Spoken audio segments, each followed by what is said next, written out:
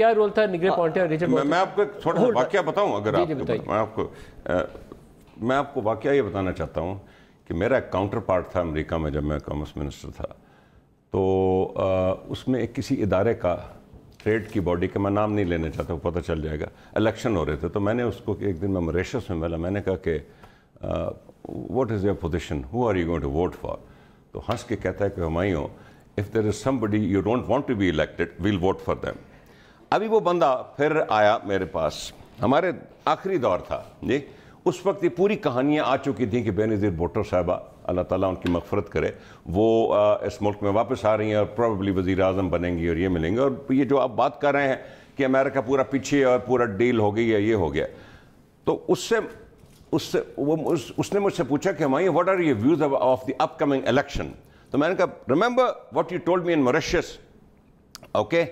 now you are doing the same, you are supporting somebody here and so therefore I think you want to make them lose. Sir mark Lal grant, کونڈلیزا rice, یہ انہوں نے بیٹھ کے سارے guarantor تھے نا یہ ساری ڈیل کے اندر۔ ایک دو چیزیں اور بول دوں، ایک دو اس وقت ایک دو اگر آپ کی اجازت ہو، اس کا بھائی بھی بعد میں پالیٹکس میں آیا تھا، پتہ نہیں نام بھول گیا۔ دوسرا میں سیاست میں اپنے ہر کولیگ کا اکراس دا بورڈ احترام کرتا رہا، میں نے 30 سال سیاست کی ہے، میں کبھی بد زبانی نہیں کرتا،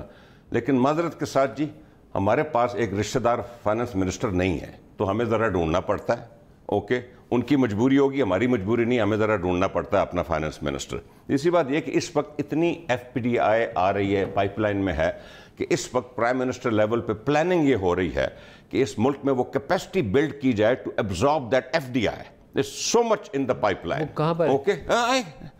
پلاننگ ہو رہی ہے پوری، اور آپ چند دنوں میں ایک پورا پلان دیکھیں گے، جو آئی ایم ایف پروگرام تو آ گیا، جو اس کا آفٹر میتھ۔ آپ کا بی او آئی کا چیئرمین کدھر ہے؟ دیکھیے وہ بھی شاید پلاننگ کا ہی حصہ ہے، اوکے کہاں پر ہے بتا تو دیجیے۔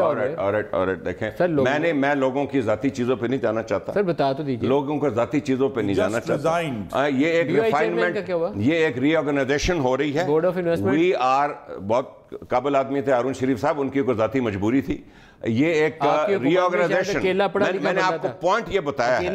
میں نے آپ کو پوائنٹ یہ بتایا ہے کہ there is so much FDI coming that we are seriously trying to enhance capacity to accept۔ Actually نہیں سنا نئے اہداف اب یہ ملک صاحب، یہ ویسی FDI ہے جیسا تیل نکلنا تھا اور گیس نکلنا تھا۔ حکومت آئی تھی، جب یہ حکومت آئی تھی تو اس وقت بھی بڑے بڑے اہداف رکھے گئے تھے سر، $100 ارب آئی ایم ایف کے منہ پہ دے ماریں گے، اہداف رکھے گئے تھے کہ سیاست دانوں بریک لے لے